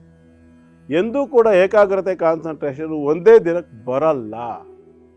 ಯಾಕೆ ಅಂತಂದರೆ, ಜನ್ಮಾಂತರಗಳಿಂದ ನಾವು ಕಳ್ಕೊಂಡಿದ್ದೆ ಶರೀರ ತಗೊಂಡ್ಬಂದಿದ್ದೀವಿ ಅಂತ ಹೇಳ್ತಾರೆ. ಒಳಗಡೆಗೆ ಜನ್ಮಾಂತರದ ಕೊಳಕಿದೆ. ಈಗ ನಮ್ಮ ಬಚ್ಚಲ ಮನೆ ನಾವು ಕ್ಲೀನ್ ಮಾಡಬೇಕು ಅಂತ ಅಂದ್ಕೊಳ್ತೀವಿ. ಕ್ಲೀನ್ ಮಾಡೋಕ್ಕೆ ಹೊರಟು ಕೂಡಲೇ ಫಸ್ಟ್ ಅದಕ್ಕೆ ಏನೋ ಒಂದು ಪಿನಾಯಿಲೋ ಬ್ಲೀಚಿಂಗ್ ಪೌಡ್ರೋ ಏನೋ ಒಂದು ಹಾಕಿ ತಿಕ್ಕಿದ ಕೂಡಲೇ ಮೊದಲು ಏನಾಗುತ್ತೆ, ಗಬ್ಬು ವಾಸನೆ ಬರೋಕ್ಕೆ ಶುರುವಾಗುತ್ತೆ. ಆ ನಂತರದಲ್ಲಿ ಆದರೂ ಕೂಡ ನಾವು ಹೆದರದೆ, ಯೋಚನೆ ಮಾಡದೆ ತಿಕ್ಕಿ ತೊಳೆದು ನೀರು ಹಾಕಿದ್ಮೇಲೆ ಸ್ವಚ್ಛ ಆಗಿಯೇ ಆಗುತ್ತೆ. ನಾವೇನು ಮಾಡ್ತೇವೆ, ಸ್ವಲ್ಪ ಏನಾದ್ರು ಡಿಸ್ಟರ್ಬ್ ಆಯ್ತಾರೆ, ಬಿಡು ನನಗೆ ಯಾಕಾಗಿರುತ್ತೆ, ಬರೋಲ್ಲ, ಎದ್ದು ಹೊರಟ ಮುಗೀತು, ನನ್ನ ಹತ್ರ ಆಗಲ್ಲ. ಹಾಗಾಗುತ್ತೆ ಕೆಲವು ಟೈಮು. ಅರ್ಜುನ ಯುದ್ಧಕ್ಕೆ ಹೋಗ್ಬೇಕಿದ್ರೆ ಏನಾಯಿತು ಪ್ರಸಂಗ ನಾವು ನೋಡಬೇಕು. ಭಗವದ್ಗೀತೆಯಲ್ಲಿ ಆರಂಭದಲ್ಲಿ ಹೇಳ್ತಾರೆ, ಗಾಂಡೀವಂ ಸಂಸತೆ ಹಸ್ತಾತ್ ತ್ವಕ್ಚೈವ ಪರಿದಕ್ಷ್ಯತೆ ಅಂತೆಲ್ಲ. ಅರ್ಜುನ ಒದ್ದಾಡ್ತಾನೆ, ನನಗೆ ಹಂಗಾಗ್ತಿದೆ ಕೃಷ್ಣ, ನನಗೆ ಹಿಂಗಾಗ್ತಿದೆ ಕೃಷ್ಣ, ನಿಲ್ಲಕ್ಕಾಗ್ತಿಲ್ಲ, ನನಗೆ ಮಾತಾಡೋಕ್ಕಾಗ್ತಿಲ್ಲ, ನನಗೂ ಬಿದೋಗ್ಬಿಡ್ತೀನಿ ನಾನು ಹೇಳಿ ರಥೋಪಸ್ಥೆ ಉಪಾವಿಶತ್ತು, ಕುಸುದು ಕೂತ್ಕೊಂಡ್ಬಿಡ್ತಾನೆ. ಆವಾಗ ಕೃಷ್ಣ ಹೇಳೋದು ಅದನ್ನಯ್ಯ, ಅಭ್ಯಾಸ ಇಲ್ಲದೆ ಯಾವುದನ್ನು ಮಾಡ್ಲಿಕ್ಕೆ ಸಾಧ್ಯ ಇಲ್ಲ. ಬೆಳಿಗ್ಗೆ 4 ಗಂಟೆಗೆ ಕೂರಬೇಕು, ಸಮಯ ಹೇಳ್ತೀನಿ. ಯಾಕೆ ಅಂತಂದರೆ ಅದು ಅರುಣೋದಯ ಕಾಲ ಅಂತ ಹೇಳ್ತಾರೆ, ಉಷಃ ಕಾಲ, ಅರುಣೋದಯ ಕಾಲ. ಯಾವಾಗ ಅಂದರೆ ಪ್ರಕೃತಿ ಎಲ್ಲವೂ ಸಹ ಗಾಢವಾದ ನಿದ್ರೆಯಲ್ಲಿರುತ್ತೆ ಆ ಟೈಮಲ್ಲಿ. ಯಾಕೆಂದ್ರೆ ಆ ಸಮಯ ಬ್ರಾಹ್ಮಿ ಮುಹೂರ್ತ ಅಂತ. ಹೌದು, ಆ ಸಮಯ ಅಂತಕ್ಕಂಥದ್ದು ಇವತ್ತು ನಾವು ಅನೇಕ ಕಡೆ ಡಾಕ್ಟರ್ಗಳು ಹೇಳೋದು ಕೇಳ್ತೀವಿ, ಡೀಪ್ ಸ್ಲೀಪು 4 ಗಂಟೆಲಿ ಹಾರ್ಟ್ ಅಟ್ಯಾಕ್ ಆಯಿತು ಅಂತ ಹೇಳ್ತಾರಲ್ಲ. ಯಾಕೆ ಹಾಗಾಗುತ್ತೆ? ಆ ಸಂದರ್ಭದಲ್ಲಿ ಶರೀರ ಅಂತಕ್ಕಂಥದ್ದು ಅತ್ಯಂತ ಆಳವಾದ ನಿದ್ರಾವಸ್ಥೆಗೆ ಹೋಗಿರುತ್ತೆ. ಅದನ್ನು ಹೇಳ್ತಾನೆ ಕೃಷ್ಣ, ಯಸ್ಯಾಂ ಜಾಗೃತಿ ಭೂತಾನಿ ಸಾನಿಶಾ ಪಶ್ಯತೋ ಮುನೇಹ ಅಂತ ಹೇಳಿ. ಯಾನಿಶಾ ಸರ್ವಭೂತಾನಾಂ ತಸ್ಯಾಂ ಜಾಗೃತಿ ಸಂಯಮಿ ಯಸ್ಯಾಂ ಜಾಗೃತಿ ಭೂತಾನಿ ಸಾನಿಶಾ ಪಶ್ಯತೋ ಮುನೇಹ ಅಂತೇಳಿ. ನಾವು ಭಗವದ್ಗೀತೆ ಯಾಕೆ ಓದಬೇಕು ಅಂದ್ರೆ ಈ ಥರ ಎಲ್ಲ ವಿಚಾರಗಳು ಬಹಳ ಅದ್ಭುತವಾಗಿದೆ, ನಾವು ಅದು ಓದಿದ್ರೆ ಮಾತ್ರ ಗೊತ್ತಾಗೋದು. ಹಾಗೆ ಇಡೀ ಪ್ರಪಂಚ ಯಾವಾಗ ಗಾಢ ನಿದ್ರೆಯಲ್ಲಿರುತ್ತೋ, ಏನಾದರೂ ಸಾಧನೆ ಮಾಡಬೇಕು ಅಂತನೋ ಹಾಗೆ ಎಚ್ಚರ ಆಗಲೇಬೇಕು. ಗಾಢವಾದಂಥ ನಿದ್ದೆಯಲ್ಲಿದ್ದಾಗ ಅಂದರೆ 4 ಗಂಟೆ ಅಂತ ಇಟ್ಕೊಳ್ಳಿ, 3 ರಿಂದ 3:30 ಸುಮಾರು 4 ಗಂಟೆ ಒಳಗೆ ಎದ್ದು, ಅಂದರೆ ಶೌಚ ಸ್ನಾನಾದಿಗಳನ್ನೆಲ್ಲ ಮಾಡಿಕೊಂಡು, ಶುದ್ಧವಾದ ಬಟ್ಟೆಗಳನ್ನು ಧಾರಣೆ ಮಾಡಿಕೊಂಡು, ದರ್ಭಾಸನ, ಅದ್ರ ಮೇಲೆ ಕಂಬಳಿ, ಅದರ ಮೇಲೆ ಒಂದು ಬಟ್ಟೆಯನ್ನು ಹಾಕ್ಕೋಬೇಕು. ಬಿಳಿಯ ಬಟ್ಟೆ ತುಂಬ ಒಳ್ಳೆಯದು. ಆ ಬಟ್ಟೆಯನ್ನು ಹಾಕ್ಕೊಂಡು, ಅಂದರೆ ಕೇವಲ ಮೆಡಿಟೇಷನ್ ಸಾಧನೆ ಮಾಡೋರಿಗೆ ಅಷ್ಟೇನೆಯ, ಅದಲ್ಲದೆ ಬೇರೆ ರೀತಿ ಜಪತಾಂತ್ರಿಕಾದಿ ಸಾಧನೆ ಮಾಡಬೇಕಿದ್ರೆ ಬಟ್ಟೆಗಳ ಬಣ್ಣ ಚೇಂಜ್ ಆಗುತ್ತೆ, ಅದನ್ನೆಲ್ಲ ನೋಡ್ಕೋಬೇಕು. ಪೂರ್ವ ಅಥವಾ ಉತ್ತರ ದಿಕ್ಕಿಗೆ ಮುಖ ಹಾಕೊಂಡು ಕೂತ್ಕೋಬೇಕು. ಕೂತ ನಂತರದಲ್ಲಿ ಶರೀರ ಯಾವುದೇ ಕಾರಣಕ್ಕೆ ನೆಲಕ್ಕೆ ಸ್ಪರ್ಶ ಆಗಬಾರ್ದು. ಮೊದಲು ದರ್ಭೆ ಚಾಪೆ, ಅದರ ಮೇಲೆ ಕಂಬಳಿ, ಅದರ ಮೇಲೆ ಒಂದು ಬಟ್ಟೆ ಅಥವಾ ಒಂದು ಕಾರ್ಪೆಟಿಗೆಲ್ಲ ಮ್ಯಾಟ್ ಎಲ್ಲ ಬರ್ತದೆಯಲ್ಲ ಅದನ್ನು ಕೂಡ ಹಾಕ್ಕೊಳ್ಬಹುದು. ಅದರ ಮೇಲೆ ನಾವು ಪೂರ್ವೋತ್ತರ ದಿಕ್ಕಿನಲ್ಲಿ ಮುಖ ಹಾಕ್ಕೊಂಡು 4-4:15 ಹೊತ್ತಿನಲ್ಲಿ ಕೂತ್ಕೋಬೇಕು. ಕನಿಷ್ಠ ಅರ್ಧ ಗಂಟೆ ಕೂರೋದನ್ನು ಮೊದಲು ಅಭ್ಯಾಸ ಮಾಡಬೇಕು. ಮನಸ್ಸು ಹತೋಟಿಗೆ ಬರಲ್ಲ, ನಂಗೆ ಮಾಡೋಕ್ಕಾಗಲ್ಲ, ನಂಗೆ ಕೂರೋಕ್ಕಾಗಲ್ಲ, ನಂಗೆ ಸೊಂಟ ನೋಯುತ್ತೆ, ನೀವು ಸಾಧನೆ ಮಾಡೋ ಆಸೆ ಬಿಟ್ಬಿಡಿ. ಒಂದು ಕತ್ತಲೆ ಕೋಣೆಯಲ್ಲಿ ಒಂದು ದೀಪವನ್ನ ಹಚ್ಕೊಂಡು ಆ ದೀಪವನ್ನೇ ನೋಡಿ ಮೊದಲಿಗೆ ಅಂತ ಹೇಳ್ತಾರೆ. ಹೌದಾ? ಇದು ಅಭ್ಯಾಸ ಮಾಡಬೇಕು. ಮೊದಲು ಕೂರೋದನ್ನ ಅಭ್ಯಾಸ ಮಾಡಬೇಕು. ಕೂರೋದೇ ಅಭ್ಯಾಸ ಇಲ್ಲದೆ ದೀಪ ಇಟ್ಕೊಂಡ್ರೆ ಏನು ಉಪಯೋಗ ಆಗೋಲ್ಲ. ಕನಿಷ್ಠ 12 ದಿನಗಳ ಕಾಲ ನಾನು ಹೇಳಿದ ರೀತಿಯಲ್ಲಿ ಹಾಕೊಂಡ್ಬಿಟ್ಟು ನೇರವಾಗಿ ನೆಟ್ಟಿಗೆ ಕೂರೋದನ್ನ, ಮತ್ತೆ ಅಲಗಾಡದೆ ಇರೋದು, ಅಲ್ಲಿ ಇಲ್ಲಿ ಕೆರೆಯುತ್ತೆ, ಇಲ್ಲಿ ಹುಳ ಹರಿದಂಗೆ ಆಗುತ್ತೆ, ಇಲ್ಲಿ ಇರುವೆ ಓಡಾಡ್ದಂಗೆ ಆಗುತ್ತೆ ಇತ್ಯಾದಿ ಆ ಒಂದು ಪರಿಸ್ಥಿತಿಗಳನ್ನೆಲ್ಲ ದಾಟಬೇಕು 12 ದಿನ. ಆವಾಗ ಮಾತ್ರ ನಾವು ದೀಪ ಕನ್ನಡಿ ಎಲ್ಲ ಅದನ್ನೆಲ್ಲ ಮಾಡ್ತಾರೆ. ದರ್ಪಣ ಪ್ರಯೋಗ ಅಂತ ಇದೆ, ದೀಪ ಪ್ರಯೋಗ ಅಂತೇಳಿ ಎಲ್ಲ ಇದೆ. ಅದು ಮತ್ತೆ ಇದು ಇಲ್ಲಿ ಎಂಥದೋ ಇದಾಗೆ ಏನೋ ಹೇಳ್ತಾರಲ್ಲ, ಥರ್ಡ್ ಐ ಓಪನ್ ಮಾಡ್ಕೊಳ್ಳೋದು, ಮ್ಯಾನಿಫೆಸ್ಟೇಷನ್, ಅವೆಲ್ಲ ಭಾಳ ಮೇಲಿನ ಹಂತಗಳು. ಬೇಸಿಕ್ ಹಂತಗಳೇ ಬರದೆ ಅದನ್ನು ಮಾಡೋದಕ್ಕೆ ಹೋಗ್ಬಾರ್ದು. ನಾವು 1ನೇ ಕ್ಲಾಸು 2ನೇ ಕ್ಲಾಸ್ ಓದೋದ್ರೊಳಗೆ SLC ಕಟ್ಟಕ್ಕೆ ಹೋಗ್ತೀವಿ, ಹಂಗಾಗ್ಬಿಡುತ್ತೆ. ಅಕ್ಷರ ಬರೆಯೋಕ್ಕೆ ಬರದೇ ಇರೋನು ನಾನು ಕಾವ್ಯ ಬರಿತೀನಿ, ಕಾಳಿದಾಸ ಹೇಳ್ದಂಗೆ ಆಗುತ್ತೆ ಕಡೆಗೆ. ಹಾಗಾಗಿ ಮೊದಲನೇ ಹಂತ ಇವೆಲ್ಲ. ಈ ರೀತಿಯಲ್ಲಿ ಮೊದಲು ಕೂರೋದನ್ನು ಅಭ್ಯಾಸ ಮಾಡಬೇಕು. ಅಭ್ಯಾಸ ಮಾಡ್ತಾ ಮಾಡ್ತಾ ಮಾಡ್ತಾ ಮಾಡ್ತಾ ಶರೀರ ಯಾವಾಗ ಗಟ್ಟಿಯಾಗಿ ಕೂರ್ಲಿಕ್ಕೆ ಪ್ರಾಕ್ಟೀಸ್ ಆಯಿತು, ಆ ನಂತರದಲ್ಲಿ ಮನಸ್ಸು ತನ್ನಿಂತಾನೇ ನಿರಾಳವಾಗ್ತಾ ಬರುತ್ತೆ, ಶಾಂತಿ ಬರುತ್ತೆ, ಸಮಾಧಾನ ಬರುತ್ತೆ, ಮನಸ್ಸಿಗೆ ವಿಶೇಷವಾಗಿರ್ತಕ್ಕಂಥ ಒಂದು ಸಾಮರ್ಥ್ಯ ಬರುತ್ತೆ, ಶಕ್ತಿ ಬರುತ್ತೆ. ಆ ನಂತರದಲ್ಲಿ ಏನಾದರೂ ಅಚೀವ್ ಮಾಡೋದಕ್ಕೆ ಅನುಕೂಲ ಆಗುತ್ತೆ. ಗುರುಗಳೇ, ಇವತ್ತು ಬಹಳ ವಿಶೇಷವಾದ ಓರ್ವ ಸಾಮಾನ್ಯ ವ್ಯಕ್ತಿ ಅಸಾಮಾನ್ಯನಾಗಿ ಗುರುವಿನ ಒಂದು ಸ್ಥಾನವನ್ನು ಪಡೆದಂಥ ಕಥೆಯನ್ನು ಸವಿವರವಾಗಿ ತಿಳಿಸ್ತಾ ಇದ್ರಿ. ನಂತರ ಏನಾಯಿತು? ಮಹಿಪತಿ ಅಂತ ತಾವು ಹೇಳ್ತೀರಿ, ಮಹಿಪತಿ ದಾಸರು ಅಂತ ಕುರಿತಾಗಿ ಈ ಎಲ್ಲ ವಿಚಾರಗಳನ್ನೆಲ್ಲ ತಿಳಿಸಿದ್ನಲ್ಲ. ಮಾಧವ ಸ್ವಾಮಿಗಳ ಹತ್ರ ಹೋದ್ರು, ಸಾಧನೆ ಮಾಡಿದ್ರು, ಆನಂತರ ಅವ್ರ ಸಮಾಧಿ ಅಂತಕ್ಕಂಥದ್ದು ಇವತ್ತು ಕಾಖಂಡಕಿಯಲ್ಲಿ ಇದೆ. ಅಲ್ಲಿ ಹೋಗಿ ದೋಷ ಪರಿಹಾರ ವಿಭಾಗದಲ್ಲಿ ನಾವು ಇವತ್ತು ಏನು ಯೋಚನೆ ಮಾಡ್ತಿದ್ದೇವೆ ಅಂತಂದ್ರೆ, ಅಲ್ಲಿ ಹೋಗಿ ಬಂದ ನಂತರದಲ್ಲಿ ಏನೇನು ದೋಷಗಳು ಪರಿಹಾರ ಆಗುತ್ತೆ, ಅಥವಾ ಯಾವ್ಯಾವ ವಿಷಯದಲ್ಲಿ ಅಲ್ಲಿ ನಮಗೆ ಅನುಗ್ರಹವನ್ನ ಸಂಪಾದನೆ ಮಾಡ್ಕೊಳ್ಳಿಕ್ಕೆ ಆಗತ್ತೆ ಅಂತಂದ್ರೆ, ಮೊದಲನೇದು ವಿದ್ಯಾ ಪ್ರತಿಬಂಧಕ ಪರಿಹಾರ ಆಗತ್ತೆ. ವಿಶೇಷವಾಗಿ ಅಲ್ಲಿ ಮಹಿಪತಿ ದಾಸರು ಅವರು ಬಹಳ ದೊಡ್ಡ ವಿದ್ಯಾವಂತರು, ಜೊತೆಯಲ್ಲಿ ಸಾಧಕರಾಗಿರೋದ್ರಿಂದ ಸಾಧಕರ ಚೈತನ್ಯ ಅಂತಕ್ಕಂಥದ್ದು ಪ್ರತಿಯೊಂದು ಕೂಡ ಅವರ ಸಮಾಧಿಯ ಆ ಒಂದು ವಾತಾವರಣದಲ್ಲಿ ವಿಶೇಷವಾಗಿರುತ್ತೆ. ಹಾಗಾಗಿ ಯಾರು ಇಲ್ಲಿ ಹೋಗಿ ಮಹಿಪತಿ ದಾಸರ ಸಮಾಧಿಯಲ್ಲಿ ಹೋಗಿ ಸೇವೆ ಇತ್ಯಾದಿಗಳನ್ನು ಸಲ್ಲಿಸಿ ಬರ್ತಾರೋ ಅವರ ವಿದ್ಯಾ ಸಂಬಂಧಿತವಾಗಿರತಕ್ಕಂಥ ಎಲ್ಲ ಸಮಸ್ಯೆಗಳು ಹಂತ ಹಂತವಾಗಿ ನಿವಾರಣೆ ಆಗ್ತಾ ಬಂದು ಉತ್ತಮವಾದಂಥ ವಿದ್ಯಾಭ್ಯಾಸ ಅಂತಕ್ಕಂಥದ್ದು ಮೊದಲು ಪ್ರಾಪ್ತಿಯಾಗತ್ತೆ. ಎರಡನೇದು ಮಾನಸಿಕವಾಗಿರ್ತಕ್ಕಂಥ ರೋಗಗಳು. ಇದಕ್ಕೆ ಮಾತ್ರ ಸಾಕ್ಷಿ ಬಹಳ ಅದ್ಭುತವಾಗಿ ಸಿಕ್ಕತ್ತೆ. ಎಷ್ಟೋ ಸಂದರ್ಭ ಕೆಲವರು ಏನು ಅಂದ್ಕೊಂಡಿರ್ತಾರೆ ಅಂತಂದ್ರೆ, ಮಾನಸಿಕ ರೋಗಿಗಳನ್ನು ಮೈಮೇಲೆ ದೇವ್ರು ಬಂದಿದೆ, ದೆವ್ವ ಬಂದಿದೆ, ಪಿಶಾಚಿ ಬಂದಿದೆ, ಹಾಗೆ ಬಂದಿದೆ, ಬ್ರಹ್ಮರಾಕ್ಷಸ ಬಂದಿದೆ, ಹೀಗೆಲ್ಲ ಅಂದ್ಕೊಂಡ್ಬಿಡ್ತಾರೆ. ವಾಸ್ತವ ಅಂಶ ಅದು ಮಾನಸಿಕವಾಗಿರ್ತಕ್ಕಂಥ ಒಂದು ರೋಗವೋ ಅಥವಾ ರೋಗದ ಸ್ಥಿತಿಯೋ ಆಗಿರುತ್ತೆ. ಅಂಥ ಸಂದರ್ಭದಲ್ಲಿ ಏನು ಮಾಡಬೇಕು ಅಂತಂದ್ರೆ, ಅವರುಗಳನ್ನ ಈ ಕಾಖಂಡಕಿಯಲ್ಲಿರ್ತಕ್ಕಂಥ ಮಹಿಪತಿ ದಾಸರ ಸಮಾಧಿಗೆ ಕರ್ಕೊಂಡು ಹೋಗ್ಬೇಕು. ಅಲ್ಲಿ ಅಂದ್ರೆ ಮಾನಸಿಕವಾಗಿರ್ತಕ್ಕಂಥ ಸಮಸ್ಯೆ ಆಗಿದ್ದಾಗಿರ್ಬೇಕು. ಅದು ಡಾಕ್ಟರ್ ಹತ್ರ ಹೋಗಿ ಚಿಕಿತ್ಸೆ ಇತ್ಯಾದಿಗಳನ್ನು ಮಾಡಿಸಿದ್ರೂ ಕೂಡ ಎಷ್ಟೋ ಸಂದರ್ಭ ಸರಿ ಆಗೋದಿಲ್ಲ. ಅದು ಕಾರಣ ಏನು ಅಂದ್ರೆ, ಮನೋರೋಗಕ್ಕೆ ಮದ್ದಿಲ್ಲ ಅಂತ ಒಂದು ಕನ್ನಡದಲ್ಲಿ ಗಾದೆ ಇದೆ. ವಾಸ್ತವ ಅಂಶ ಸತ್ಯ ಕೂಡ ಹೌದು. ಮನೋರೋಗ ಅಂತಕ್ಕಂಥದ್ದು ಔಷಧಿಯಿಂದ ಗುಣವಾಗ್ತಕ್ಕಂಥದ್ದಲ್ಲ. ಮನಸ್ಸೇ ಸ್ಥಿರವಾಗಬೇಕೇ ಹೊರತು, ಮನಸ್ಸೇ ಗಟ್ಟಿಯಾಗಬೇಕು, ಮನಸ್ಸೇ ಆ ಒಂದು ಪರಿಸ್ಥಿತಿಯನ್ನು ನಿಭಾಯಿಸ್ಕೊಂಡು ಮೇಲ್ಹತ್ತಿ ಬರಬೇಕೇ ಹೊರತು ಔಷಧಿ ಕೊಟ್ಟರೆ ಏನಾಗ್ತದೆ, ತಾತ್ಕಾಲಿಕವಾಗಿರ್ತಕ್ಕಂಥ ತಡೆ ಅದು ಅಷ್ಟೇ. ಔಷಧಿ ಏನು ಮಾಡ್ತದೆ, ಮನಸ್ಸಿನ ಚಿಂತನಾ ಶಕ್ತಿಯನ್ನು ಕಡಿಮೆ ಮಾಡ್ತದೆ, ಮನಸ್ಸಿನ ಸಾಮರ್ಥ್ಯವನ್ನು ಕಡಿಮೆ ಮಾಡ್ತದೆ, ಆ ಮೂಲಕವಾಗಿ ಮಂದವಾಗ್ತದೆ. ಚೈತನ್ಯ ಶಕ್ತಿ ಅಂತಕ್ಕಂಥದ್ದು ಮಂದವಾದಾಗ ಯೋಚನಾ ಶಕ್ತಿ ಹೊರಟೋಗ್ತದೆ, ಮನಸ್ಸು ಸೈಲೆಂಟ್ ಆಗಿದೆ ಅನ್ನುವ ಭ್ರಮೆ ಬರ್ತದೆ. ಅದು ಒಂದು ಭ್ರಮೆಯೇ. ಹಾಗಾಗಿ ಮಾನಸಿಕವಾಗಿರ್ತಕ್ಕಂಥ ಎಲ್ಲ ಸಮಸ್ಯೆಗಳಿಂದ ಹೊರಗಡೆ ಬರಬೇಕು ನಾವು ಅಂತ ಹೇಳಾದ್ರೆ ಮಹಾತ್ಮರ ಸನ್ನಿಧಾನಕ್ಕೆ ಹೋಗಬೇಕು, ಮಹಾತ್ಮರ ಅನುಗ್ರಹವನ್ನು ಪಡ್ಕೊಳ್ಬೇಕೆ ಹೊರತು ಯಾವುದೋ ಔಷಧೋಪಚಾರ ಮಾಡಿದ್ರೆ ಎಷ್ಟು ವರ್ಷ ಮಾಡಿದರೂ ಮುಗಿಯೋದಿಲ್ಲ. 10 ಅಲ್ಲ 20 ವರ್ಷ ಅದರ ಔಷಧಿಯನ್ನು ತಗೊಂಡು ಗುಣ ಆಗದೆ ಇದ್ದವರು ನೋಡಿದ್ದೇನೆ. ಆ ನಂತರದಲ್ಲಿ ಹೇಗೆ ಗುಣ ಆದರು ಅವರು ಅಂತಂದರೆ, ತಮ್ಮ ಮನಸ್ಸನ್ನು ತಾವೇ ಹತೋಟಿಗೆ ತಂದ್ಕೊಳ್ತಕ್ಕಂಥದ್ದನ್ನು ಅಭ್ಯಾಸ ಮಾಡಿದರು. ಮಹಾತ್ಮನ ಸನ್ನಿಧಿಯಲ್ಲಿ ಹೋದರು, ಅಲ್ಲಿ ಹೋಗಿ ಸೇವಾದಿಗಳನ್ನು ಮಾಡಿ ಬಂದರು, ಹುಷಾರಾದರು ಅನ್ನೋದನ್ನು ನೋಡಿದ್ದೇವೆ. ಹಾಗೆ ಅಂಥವರನ್ನು ಇಲ್ಲಿ ಕರ್ಕೊಂಡು ಹೋಗಿ ಮಹಿಪತಿದಾಸರ ಸಮಾಧಿಯಲ್ಲಿ, ಬಹಳ ವಿಶೇಷವಾಗಿ ಸಾಲಿಗ್ರಾಮ ಶಿಲಾ ಸಹಿತವಾಗಿರತಕ್ಕಂಥ ಸಮಾಧಿ ಅದು, ಅಲ್ಲಿ ಅಭಿಷೇಕಾದಿಗಳನ್ನು ಮಾಡಿಸಿ ಆ ತೀರ್ಥ ಸ್ನಾನಾದಿಗಳನ್ನು ಮಾಡಿಕೊಂಡು ಕೆಲವು ದಿನಗಳ ಕಾಲ, ಕನಿಷ್ಠ 16 ದಿನ ಅಂತೇನು ನಾನು, ಕನಿಷ್ಠ ಅಂದರೆ ತೀವ್ರತರ ಅವರ ಒಂದು ಆ ಸಮಸ್ಯೆ ಅಂತಕ್ಕಂಥದ್ದು ಎಷ್ಟು ತೀವ್ರವಾಗಿರುತ್ತೆ ಅನ್ನೋದ್ರ ಮೇಲೆ, ಎಷ್ಟು ಜಾಸ್ತಿ ಇರುತ್ತೆ ಅನ್ನೋದ್ರ ಮೇಲೆ ಅಲ್ಲಿ ಸೇವಾ ದಿನಗಳು ನಿರ್ಣಯ ಆಗುತ್ತೆ. ಕನಿಷ್ಠ 4 ದಿನ, ಗುರುವಾರ, ಶುಕ್ರವಾರ, ಶನಿವಾರ, ಭಾನುವಾರ, ಕ್ರಮ ಇರೋದೇ ಹಾಗೆ. ನಾವು ಬುಧವಾರ ಸಂಜೆಗೆ ಹೋಗಬೇಕು, ಅಲ್ಲಿ ಗುರುವಾರ, ಶುಕ್ರವಾರ, ಶನಿವಾರ, ಭಾನುವಾರಗಳವರೆಗೆ ಅಲ್ಲಿ ಇರಬೇಕು. ಆ ನಂತರದಲ್ಲಿ ವಾಪಸ್ ಅಲ್ಲಿಂದ ಹೊರಡ್ತಕ್ಕಂಥದ್ದು, ಈ ರೀತಿಯ ಒಂದು ಕ್ರಮ. ಅದಿಲ್ಲ ಅಂತಂದರೆ 16 ದಿನ ತೀವ್ರವಾಗಿದ್ದ ಪಕ್ಷದಲ್ಲಿ ಸಮಸ್ಯೆ, 16 ದಿನಗಳ ಕಾಲ ಅಲ್ಲಿದ್ದು ಸೇವಾದಿಗಳನ್ನು ಮಾಡಿಕೊಂಡು ಪ್ರಸಾದಾದಿಗಳನ್ನು ಸ್ವೀಕಾರ ಮಾಡಿಕೊಂಡು ಅಲ್ಲಿ ಅರ್ಚಕರು ಹೇಳ್ತಕ್ಕಂತಹ ಪರಿಹಾರ ಮಾರ್ಗಗಳನ್ನು ಅನುಸರಣೆ ಮಾಡಿಕೊಂಡು ಬಂದ ಪಕ್ಷದಲ್ಲಿ ಆ ದೋಷ ಅಂತಕ್ಕಂಥದ್ದು ಪರಿಹಾರವಾಗುತ್ತೆ, ಮಾನಸಿಕ ಸ್ಥಿತಿ ಅನ್ನುವಂಥದ್ದು ಸುಧಾರಣೆ ಆಗುತ್ತೆ, ಎಲ್ಲ ರೀತಿಯ ಅನುಕೂಲ ಅನುಗ್ರಹ ಕೂಡ ಉಂಟಾಗುತ್ತೆ.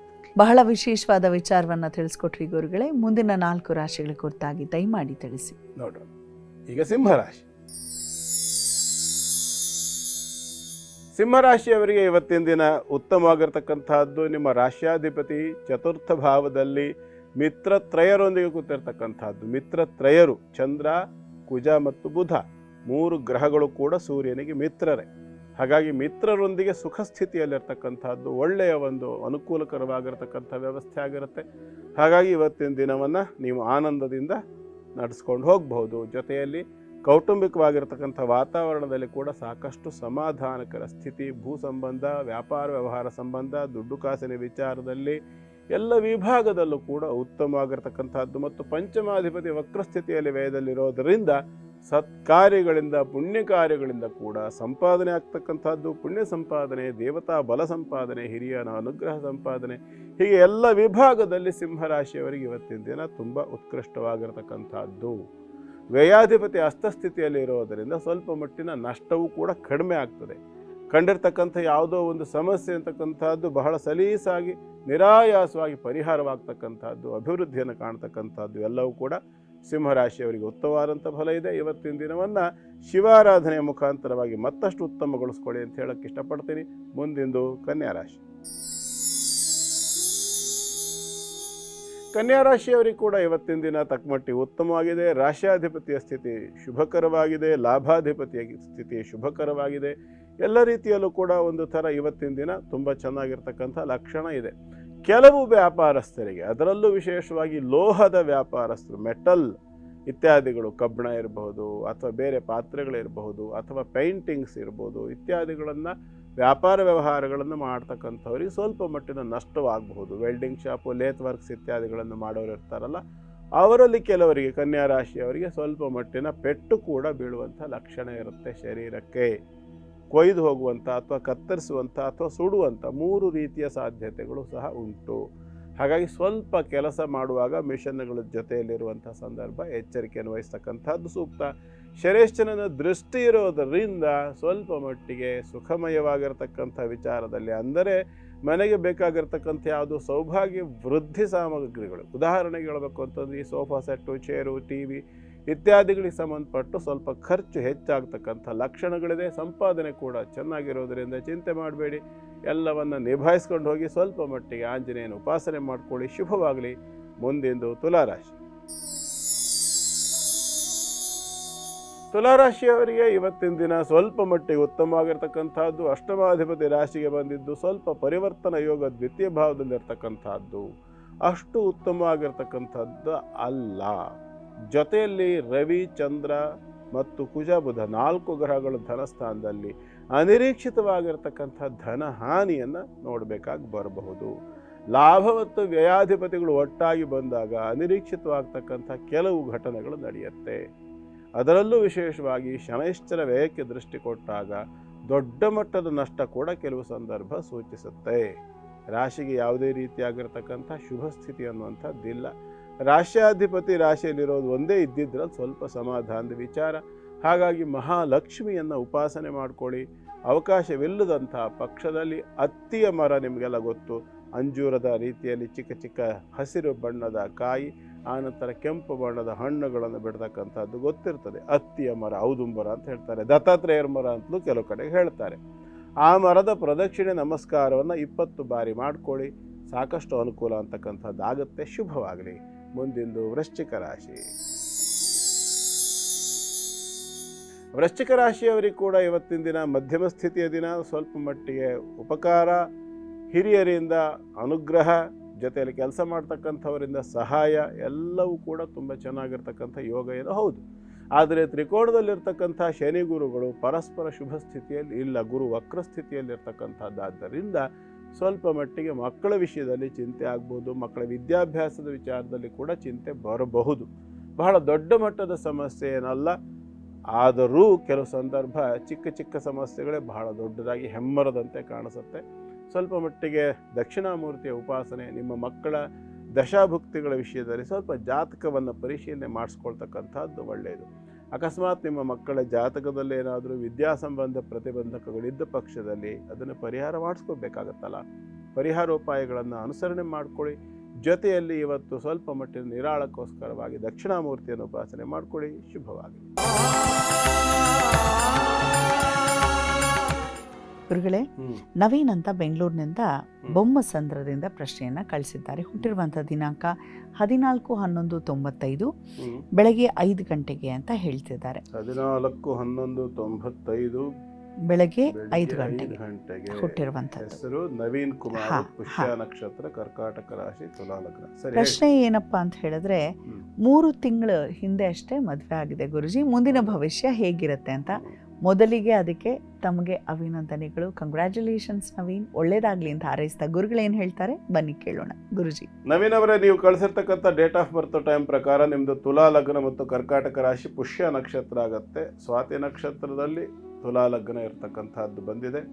ಅಂದರೆ ಉತ್ತಮವಾಗಿರ್ತಕ್ಕಂಥ ಒಂದು ಮುಹೂರ್ತ ಅದು. ಸ್ವಾತಿ ನಕ್ಷತ್ರದಲ್ಲಿ ತುಲಾ ಲಗ್ನ ಬರ್ತಕ್ಕಂಥದ್ದು, ಜೊತೆಯಲ್ಲಿ ಪುಷ್ಯ ನಕ್ಷತ್ರ, ಬೃಹಸ್ಪತಿ ಪ್ರಥಮಂಜಾಯಮಾನ ಅಂತ ಹೇಳ್ತಾರೆ.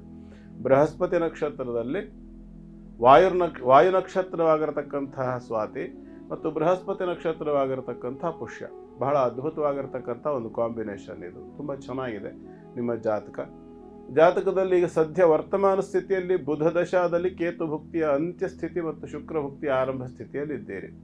ಈ ಶುಕ್ರಾದಿತ್ಯ ದಶಾಸಂಧಿ ಅಲ್ಲ, ಭುಕ್ತಿ ಸಂಧಿ ಅಂತಕ್ಕಂಥದ್ದು ಬರ್ತಾ ಇದೆ. ಇನ್ನು 2.5 ವರ್ಷಕ್ಕೆ ಬರುತ್ತೆ. ಈ 2.5 ವರ್ಷದಲ್ಲಿ ಬರ್ತಕ್ಕಂಥ ಈ ಶುಕ್ರಾದಿತ್ಯ ಭುಕ್ತಿ ಸಂಧಿಯ ಸಂದರ್ಭದಲ್ಲಿ ಸ್ವಲ್ಪ ಮಟ್ಟಿನ ಯಾರದ್ದೇ ಜಾತಕದಲ್ಲಿ ಈ ಒಂದು ಸ್ಥಿತಿ ಅಂತಕ್ಕಂಥದ್ದು ಭುಕ್ತಿ ಸಂಧಿಯ ಸಂದರ್ಭದಲ್ಲಿ ಸಂಗಾತಿಯ ಆರೋಗ್ಯದಲ್ಲಿ ಸ್ವಲ್ಪ ಮಟ್ಟಿನ ಏರ್ಪೇರ್ ಆಗಬಹುದು. ಏನೋ ಅಂಥ ದೊಡ್ಡ ಅನಾಹುತಕಾರಿ ಏನಲ್ಲ, ಮತ್ತು ಆರಂಭದಲ್ಲಿ ಹೇಳ್ತೀನಿ ಗಾಬರಿ ಆಗಬೇಕಾದ ಅನಿವಾರ್ಯತೆ ಕಾಣಿಸೋದಿಲ್ಲ. ಆದರೂ ಅದಕ್ಕೊಂದು ಶಾಂತಿ ಹೋಮ ಅಂತಕ್ಕಂಥದ್ರ ಪ್ರಕ್ರಿಯೆ ಮಾಡ್ಕೊಳ್ತಕ್ಕಂಥದ್ದು ಒಳ್ಳೆಯದು. ಶುಕ್ರಾದಿತ್ಯ ಭುಕ್ತಿ ಸಂಧಿ ಶಾಂತಿ ಅಂತ ಹೇಳ್ತಾರೆ, ನೆನ್ಪಿಟ್ಕೊಳ್ಳಿ. ಇನ್ನೊಂದ್ಸರಿ ಹೇಳ್ತಾ ಇದ್ದೀನಿ, ಶುಕ್ರಾದಿತ್ಯ ಭುಕ್ತಿ ಸಂಧಿ ಶಾಂತಿ ಅಂತ. ಇದನ್ನು ಆಚರಣೆ ಮಾಡಿಕೊಂಡು ಒಂದು ದೇವಿಯ ಉಪಾಸನೆಯನ್ನು ಮಾಡ್ಕೊಳ್ಬೇಕಾಗತ್ತೆ. ಇದನ್ನು ಮಾಡ್ಕೊಂಡ ನಂತರದಲ್ಲಿ ಆ ದೋಷ ಅಂತಕ್ಕಂಥದ್ದು ಪರಿಹಾರವಾಗುತ್ತೆ. ಅದರ ಮೂಲಕವಾಗಿ ಬರಬಹುದಾಗಿರ್ತಕ್ಕಂಥ ಸಮಸ್ಯೆಗಳಿದ್ರೂ ಕೂಡ ನಿವಾರಣೆ ಆಗುತ್ತೆ. ಅಕಸ್ಮಾತ್ ಬಂದರೂ ಕೂಡ ನೀವು ಅದನ್ನು ನಿಭಾಯಿಸುವಷ್ಟರ ಮಟ್ಟಿನ ಸಮಸ್ಯೆ ಮಾತ್ರ ಬರುತ್ತೆ, ದೊಡ್ಡ ಮಟ್ಟದ ಸಮಸ್ಯೆ ಬರೋದಿಲ್ಲ. ಇದನ್ನು ಪ್ರಯತ್ನವನ್ನು ಮಾಡಿಕೊಳ್ಳಿ. ಉಳಿಕೆಯಂತೆ ನಿಮಗೆ ಶುಭಾಶಯಗಳು, ಅಭಿನಂದನೆಗಳು ಕೂಡ ಸಲ್ಲಿಸ್ತೀನಿ. ಕಾರಣ ಇತ್ತೀಚೆಗೆ ವಿವಾಹಿತರಾಗಿದ್ದೀರಿ. ವಿಶೇಷವಾಗಿರತಕ್ಕಂಥ ವಾಹ ಅಂದರೆ ಹೊರುವುದು ಅಂತ, ವಿವಾಹ ಅಂತಂದರೆ ವಿಶೇಷವಾದ್ದನ್ನು ಹೊರುವುದು, ಜವಾಬ್ದಾರಿಯನ್ನು, ಪ್ರಪಂಚದ ವಿಶ್ವದ ಜವಾಬ್ದಾರಿಯನ್ನು ಹೊರುವುದು ಅಂತ ಅರ್ಥ ಆಗುತ್ತೆ. ಹಾಗೆ ನಿಮ್ಮದೇ ಆಗಿರ್ತಕ್ಕಂಥ ಒಂದು ವಿಶ್ವವನ್ನು, ಪ್ರಪಂಚವನ್ನು ಕಟ್ಕೊಂಡಿದ್ದೀರಿ. ಭಗವಂತ ನಿಮ್ಮ ದಂಪತಿಗಳ ವೈವಾಹಿಕ ಜೀವನವನ್ನು ಸದಾಕಾಲ ಸುಖಮಯವಾಗಿ ಇಟ್ಟಿರಲಿ ಮತ್ತು ಯಾವಾಗಲೂ ಕೂಡ ನೀವು ಗಂಡ ಹೆಂಡತಿ ವಿಶ್ವಾಸದಿಂದ ಬದುಕುವಂತೆ ಆಗಲಿ. ಮಕ್ಕಳು ಮರಿಗಳನ್ನು ಹೊಂದಿ ಸುಖವಾಗಿ ಪ್ರಜೆಗಳು ಯೋಗ್ಯರಾದ ದೇಶಭಕ್ತ ಮತ್ತು ಅಭಿವೃದ್ಧಿಶೀಲವಾಗಿರತಕ್ಕಂಥ ಸಂತತಿ ನಿಮಗೆ ದೊರಕಲಿ, ಭಗವಂತ ಅನುಗ್ರಹ ಮಾಡಿಕೊಡ್ಲಿ ಅಂತೇಳಿ ನಾನು ಕೂಡ ಹಾರೈಸ್ತೀನಿ. ಒಳ್ಳೆಯದಾಗಲಿ. ನವೀನ್, ಧನ್ಯವಾದಗಳು. ನವಜೀವನ ಪ್ರಾರಂಭ ಮಾಡಿದ್ದೀರಾ. ನಿಮ್ಮ ಶ್ರೀಮತಿಯವರಿಗೂ ಕೂಡ ನಮ್ಮ ಕಡೆಯಿಂದ ಶುಭಾಕಾಂಕ್ಷೆಗಳನ್ನು ತಿಳಿಸಿ ಅಂತ ಹೇಳ್ತಾ ವೀಕ್ಷಕರೇ, ನಿಮಗೂ ಕೂಡ ಏನಾದರೂ ಪ್ರಶ್ನೆ ಇದ್ದರೆ ಯಾವುದೇ ಒಂದು ಹಿಂಜರಿಕೆ ಇಲ್ಲದೆ ನಮಗೆ ಪ್ರಶ್ನೆಯನ್ನು ಕಳಿಸಿಕೊಡಿ. ಗುರುಗಳು ಸೂಕ್ತ ಪರಿಹಾರವನ್ನು ತಿಳಿಸ್ತಾರೆ. ಕೆಳಗಡೆ ಕಾಣಿಸ್ತಿರುವಂಥ ವಾಟ್ಸಪ್ ನಂಬರ್ಗೆ ಮೆಸೇಜ್ ಕಳಿಸಿ ಸಾಕು. ಇನ್ನು NKR TV ಕನ್ನಡ ಯೂಟ್ಯೂಬ್ ಚಾನಲ್ನಲ್ಲಿ ಯಾವಾಗ ಬೇಕಾದರೂ ನೀವು ನಮ್ಮ ಕಾರ್ಯಕ್ರಮವನ್ನು ವೀಕ್ಷಿಸಿ ಮತ್ತು ಹಾರೈಸಿ ಅಂತ ಹೇಳ್ತಾ ಗುರುಗಳೇ, ಮುಂದಿನ 4 ರಾಶಿಗಳು ನೋಡೋಣ. ಧನುರಾಶಿಯಿಂದ ಆರಂಭ ಮಾಡೋಣ. ಧನುರಾಶಿಯವರಿಗೆ ಇವತ್ತಿನ ದಿನ ತಕ್ಕ ಮಟ್ಟಿಗೆ ಉತ್ತಮವಾಗಿರ್ತಕ್ಕಂಥ ದಿನವಾಗಿ ಕಾಣಿಸ್ತಾ ಇದೆ. ಕಾರಣ ಅಷ್ಟಮಾಧಿಪತಿ ಆಗಿರ್ತಕ್ಕಂಥ ಚಂದ್ರ ವ್ಯಯದಲ್ಲಿ ಸಂಪೂರ್ಣ ಹಸ್ತಸ್ಥಿತಿಯಲ್ಲಿರ್ತಕ್ಕಂಥದ್ದು. ಯಾವುದೇ ಪಾಪಿಗಳ, ಹಿಂಸಕರ, ಮೋಸಗಾರರ ಅಥವಾ ವಂಚಕರ, ನಯವಂಚಕರ, ದ್ರೋಹಿಗಳ ಸಮಸ್ಯೆ ಅಂತಕ್ಕಂಥದ್ದಿದ್ದರೆ ಅವೆಲ್ಲವೂ ಕೂಡ ಸಂಪೂರ್ಣ ನಿರ್ನಾಮವಾಗ್ತಕ್ಕಂಥ ಒಂದು ಅವಕಾಶ. ಬಹಳ ಅದ್ಭುತವಾಗಿರ್ತಕ್ಕಂಥ ಒಂದು ದಿನವಾಗಿ ಕಾಣಿಸುತ್ತೆ. ಅಭಿವೃದ್ಧಿಯ ವಿಷಯದಲ್ಲಿ ಬಂದಾಗ ಮಾತ್ರ ಬಹಳ ವಿಶೇಷವಾಗಿ ಷಷ್ಠಾಧಿಪತಿ ಆಗಿರತಕ್ಕಂತಹ ಶುಕ್ರ ಸ್ವಕ್ಷೇತ್ರಗತನಾಗಿರ್ತಕ್ಕಂಥದ್ದು ಕಲಾವಿದರಿಗೆ, ಆರ್ಟಿಸ್ಟ್ಗಳಿಗೆಲ್ಲ ತುಂಬ ಉತ್ತಮವಾಗಿರ್ತಕ್ಕಂಥ ಒಂದು ದಿನ. ವಿಶೇಷವಾಗಿರ್ತಕ್ಕಂಥ ಲಾಭಗಳನ್ನು ನೋಡಬಹುದಾದಂಥ ಪೂರ್ಣಾವಕಾಶ ಅಂತಕ್ಕಂಥದ್ದು ಉಂಟು. ತಂದೆ ಸಂಬಂಧಿತವಾಗಿ ಸ್ವಲ್ಪ ಮಟ್ಟಿನ ಕಿರಿಕಿರಿ, ಮಕ್ಕಳ ಸಂಬಂಧಿತವಾಗಿ ಸ್ವಲ್ಪ ಮಟ್ಟಿನ ಕಿರಿಕಿರಿ ಎಲ್ಲವೂ ಕೂಡ ಕಾಣಿಸುತ್ತೆ. ಆದರೆ ಉಳಿದ ಎಲ್ಲ ವಿಭಾಗಗಳಲ್ಲಿ ಚೆನ್ನಾಗಿರೋದ್ರಿಂದ ಆ ಕಿರಿಕಿರಿಗಳನ್ನು ಕೂಡ ನಿಭಾಯಿಸ್ಕೊಂಡು ಹೋಗ್ತಕ್ಕಂಥ ಎಲ್ಲ ಸಾಮರ್ಥ್ಯ ತುಂಬ ಚೆನ್ನಾಗಿದೆ. ದತ್ತಾತ್ರೇಯರನ್ನು ಉಪಾಸನೆ ಮಾಡಿಕೊಳ್ಳಿ. ಗುರುವಾರ ಅಮಾವಾಸ್ಯೆ ಕೂಡ ಇರೋದ್ರಿಂದ ದತ್ತಾತ್ರೇಯರ ಉಪಾಸನೆ ಮಾಡಿಕೊಳ್ಳಿ. ಶುಭವಾಗಲಿ. ಮುಂದಿಂದು ಮಕರ ರಾಶಿ. ಮಕರ ರಾಶಿಯವರಿಗೆ ಇವತ್ತಿನ ದಿನ ಚೆನ್ನಾಗಿದೆ. ಸಪ್ತಮಾಧಿಪತಿ ಲಾಭ, ಭಾಗ್ಯಾಧಿಪತಿ ಲಾಭ, ಹೀಗೆ ಒಳ್ಳೊಳ್ಳೆಯ ಒಂದು ಲಾಭ ಸ್ಥಿತಿಯಲ್ಲಿ 4 ಗ್ರಹಗಳ ಯೋಗ ಅಂತಕ್ಕಂಥದ್ದಿದೆ. ಚತುರ್ಗ್ರಹ ಯೋಗ ಎಲ್ಲಿ ಅಂದರೆ ಲಾಭದಲ್ಲಿ. ಬಹಳ ವಿಶೇಷವಾಗಿರ್ತಕ್ಕಂಥ ಆರೋಗ್ಯದಲ್ಲಿರಬಹುದು, ಅಥವಾ ವ್ಯಾಪಾರ ವ್ಯವಹಾರಗಳಲ್ಲಿರಬಹುದು, ಉದ್ಯೋಗದಲ್ಲಿರಬಹುದು, ಕರ್ಮದಲ್ಲಿರಬಹುದು, ಕಾರ್ಖಾನೆಯಲ್ಲಿರಬಹುದು, ಅಂಗಡಿಯಲ್ಲಿರಬಹುದು, ಸರ್ವತ್ರ ಉತ್ತಮವಾಗಿರ್ತಕ್ಕಂಥ ಒಂದು ಫಲ ಅಂತಕ್ಕಂಥದ್ದು ಕಾಣಿಸುತ್ತೆ. ಯಾಕೆ ಅಂತಂದರೆ ನಿಮ್ಮ ಮಕರ ರಾಶಿಗೆ ಅಷ್ಟಮಾಧಿಪತಿ ಆಗಿರ್ತಕ್ಕಂತಹ ಸೂರ್ಯನೇ ಲಾಭಕ್ಕೆ ಬಂದಿರತಕ್ಕಂಥದ್ದು. ಪರಮಮಿತ್ರ ಕ್ಷೇತ್ರ ಅದು ಅವನಿಗೆ. ಹಾಗಾಗಿ ಎಲ್ಲ ರೀತಿಯಾಗಿರ್ತಕ್ಕಂಥ ಸಮಸ್ಯೆಗಳಿಂದ ಹೊರಗೆ ಬರುವಂಥ ಸಂಪೂರ್ಣ ಅವಕಾಶ. ಇನ್ನೊಂದು ಮುಖ್ಯವಾದ ವಿಚಾರವನ್ನು ಮಕರ ರಾಶಿಯವರಿಗೆ ಈ ತಿಂಗಳಲ್ಲಿ ಹೇಳಲಿಕ್ಕೆ ಇಷ್ಟಪಡ್ತೀನಿ. ಈ ಸಂಪೂರ್ಣ ನವೆಂಬರ್ 17ರಿಂದ ಹೆಚ್ಚು ಕಡಿಮೆ ಡಿಸೆಂಬರ್ 17, 1 ತಿಂಗಳ ಕಾಲ ಧನುರ್ಮಾಸ ಅಂತ ಏನು ಆರಂಭ ಆಗುತ್ತೆ ಅಲ್ಲಿಯವರೆಗೂ, ಧನುರ್ಮಾಸ ಈಗ ಆರಂಭ ಆಗಿಲ್ಲ, ಡಿಸೆಂಬರ್ 16ರಿಂದ ಶುರುವಾಗೋದು, ಅಲ್ಲಿಯವರೆಗೂ ಕೂಡ ನಿಮಗೆ ವಿಶೇಷವಾಗಿ ಮಕರ ರಾಶಿಯವರಿಗೆ ಆರೋಗ್ಯ ಮತ್ತು ವೃದ್ಧಿಗೆ ಸಂಬಂಧಪಟ್ಟು ಸೂರ್ಯನ ಸ್ಥಿತಿ ಬಹಳ ಉತ್ಕೃಷ್ಟವಾದ್ದಾಗಿರೋದ್ರಿಂದ ಹೊಸ ಹೊಸ ಪ್ರಯತ್ನಗಳನ್ನು ದೊಡ್ಡ ಮಟ್ಟದ, ವಿಶೇಷವಾಗಿ ಅದರಲ್ಲೂ ಮಕರ ರಾಶಿಯವರು ಯಾರಾದರೂ ಡಾಕ್ಟರ್ ಓದಬೇಕು ಅಂತಿದ್ರೆ MS MD ಇತ್ಯಾದಿಗಳು, ಹೈಯರ್ ಸ್ಟಡೀಸು, PhD ಇತ್ಯಾದಿಗಳು ಮಾಡುವಂಥ ಅಪೇಕ್ಷೆಗಳು ಇರತಕ್ಕಂಥವ್ರು ಮಕರ ರಾಶಿಯವರು ಬಹಳ ಉತ್ಕೃಷ್ಟವಾದಂಥ ಒಂದು ಕಾಲ ಇದು. ಈ ಒಂದು ತಿಂಗಳ ಕಾಲ ಹೊಸ ಹೊಸ ಭವಿಷ್ಯದ ದೊಡ್ಡ ದೊಡ್ಡ ಯೋಜನೆಗಳಿಗೆ, ಅಂದರೆ ಭವಿಷ್ಯದ ದೊಡ್ಡ ದೊಡ್ಡ ಯೋಜನೆಗಳು, ಹೊಸ ಯೋಜನೆಗಳನ್ನೇನಾದ್ರು ಹಾಕೋದಿದ್ರು ಕೂಡ ಬಹಳ ಚೆನ್ನಾಗಿರ್ತಕ್ಕಂಥ ಒಂದು ಕಾಲ ಇದು.